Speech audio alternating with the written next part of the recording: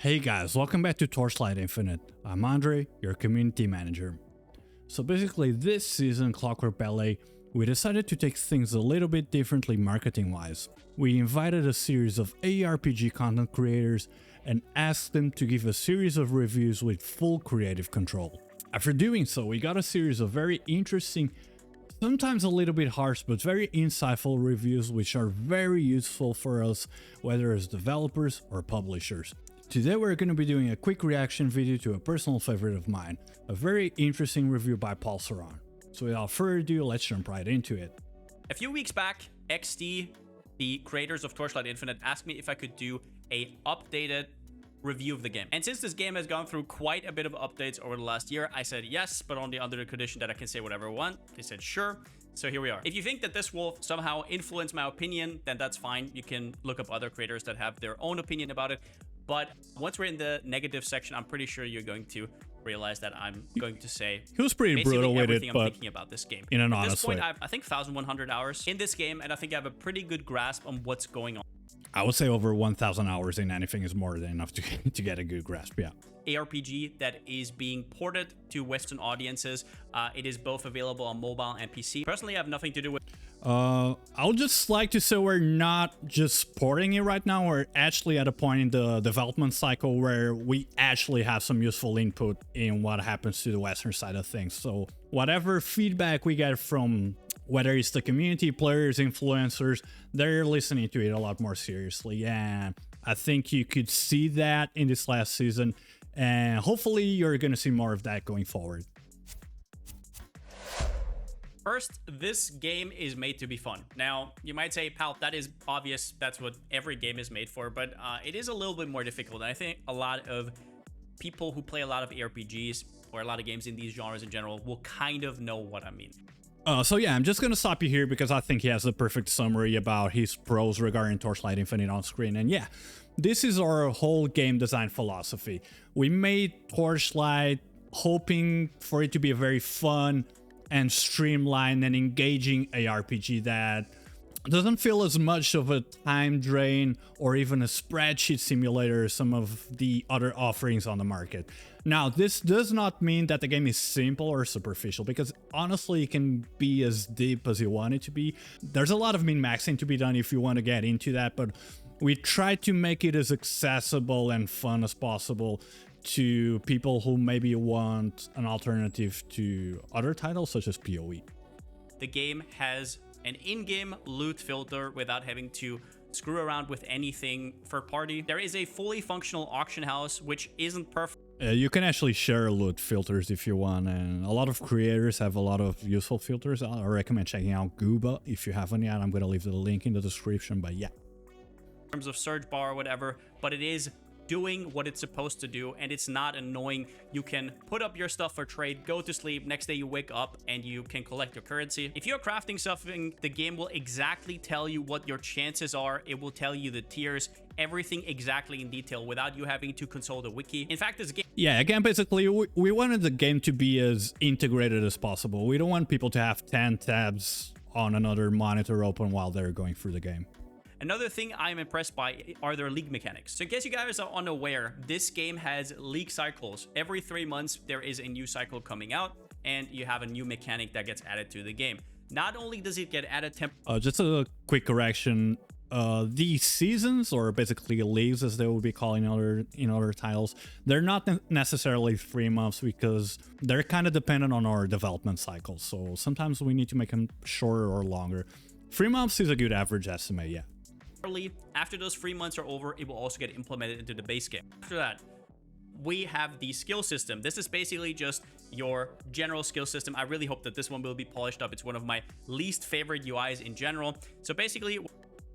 yeah, so basically UI in general is a big issue for us. It's always been because, you know, the studio behind it was originally a Chinese mobile studio, and that of course shows its influence.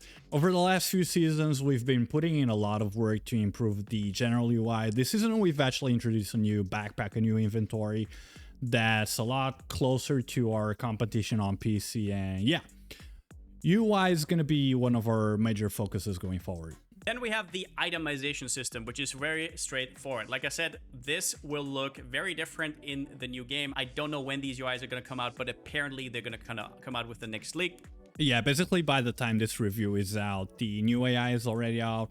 It was a bit hidden behind the settings menus. We're sorry about that, but you can find it via settings, screen settings, and it's called Inventory Style 2 right now. Now, enough glazing of the game. Let's talk about some of the downsides, with the biggest and the first one I want to talk about being the monetization. If you simply want to know whether this game is pay to win, then yes. There are shades, however. There is Diablo Immortal on the one end where it's like, this is ridiculous, and then there's stuff that is very ethical, at least in my opinion, like Path of Exile, but you could still argue, oh, stash steps or something. Torchlight is somewhere in the middle, and we're gonna talk about all of these aspects. I put them into 4 points right here. Cosmetics, Battle Pass, heroes, and pets. 3 of these I'm fine with, 1 of them I'm not. Let's go over cosmetics first. Cosmetic is pretty straightforward. Look at the shop. I'm gonna tell you right here, I don't know much about outfits. I don't really care. None of them give you any advantage when it comes to your character. You can have special effects for your skills. I mean, these just depend on your whatever you like, right? I can't really tell you much about it. However cosmetic. You want your character to look. All I know is that some of them are behind loot boxes, some of them aren't. They kind of rotate or whatever. Either way, it's cosmetics. I don't really care too much about it. Now then, let's talk about heroes. If you have the Battle Pass, you can play whatever hero you want, basically. So you buy the Battle Pass, this does not concern you. But if you don't want to buy the Battle Pass, there are, I think, 7 or 8 characters of these that are free to play, completely free to play. One thing I want to note is they do not balance these classes around free to play and non-free to play. Sometimes free to play characters are completely OP. For example, this league, it's very likely that I'm actually gonna start a free to play class. And then there's others that are unlocked by hero token. That is basically these classes that aren't necessarily new, but they have been added at some point, but they're a little bit older. You can unlock these, and the hero tokens, you can usually get exactly 1 character per season, and the rest of the characters right now cost like 10 euros. Once again, if you have the battle pass or like season pass or whatever, this does not concern you, but this is a point where you would have to otherwise buy the hero. Up to this point, I'm fine with buying the battle pass. Everything else doesn't concern me. We have to get into something that does concern me. Before we go forward, I'd actually just like to address the whole issue of heroes for a second. So basically, we are aware that there's some player feedback regarding heroes being behind a paywall. Of course, the reason why we did that is very simple, is because we want to promote the season pass. But we do hope that we can make heroes more accessible for everyone, and that's something that we are discussing internally. So basically our team is going over monetization and events as a whole, and as soon as we have further news regarding the accessibility of heroes, we'll let you know. We have to get into something that does concern me, and that is pets. If you would ask me, pal, you've been glazing this game quite a bit. Is there anything that you really don't like in this game that you think could harm it over time quite a bit when it comes to reception, when it comes to reviews? Yes, it is the pet system. The pet system is basically the gacha system of this game, and it is straight up pay to win. Now, you can get pets free to play. Yeah, I'm just gonna stop the video right here and address this as directly as possible. So, pets have been a point of contention for Torchlight ever since its first season. The whole implementation of pets was a very calculated risk that the team took, while being very aware of the incoming public backlash. The reason this was done was because at the time, the team was not very confident about the long-term viability of the project, and it needed to assure a minimum baseline of income that would allow the studio to develop the project for at least a few more seasons. And basically a gacha system was the safest, most foolproof way that the studio had to ensure it could hit that revenue minimum. Now, over a year has passed since the original launch of Torchlight, and we're in a very different situation, whether as a studio or as a game. We are very aware of the backlash surrounding pets, especially from players coming from a more Western AAA ARPG background. And at this point, while entirely removing the pet system is not feasible because of the role that it still plays in our monetization system, we're looking into ways of addressing player feedback. What does this mean in practice? It means that we've been consulting with both players, the community, and a lot of leading experts in the ARPG community, and we're internally discussing a new possible solution. We haven't come to something concrete yet, but we are definitely planning big changes for the whole pet system, which can make it more viable and less of an impact towards our reception in Western markets, and something that makes the whole thing fairer and more accessible to all players, especially, of course, free-to-play players. Oh, speaking of pets, he was just walking around in the background. Down you go. And another thing that might frustrate you if you're like me and you like to read through patch notes and you want to see all the changes.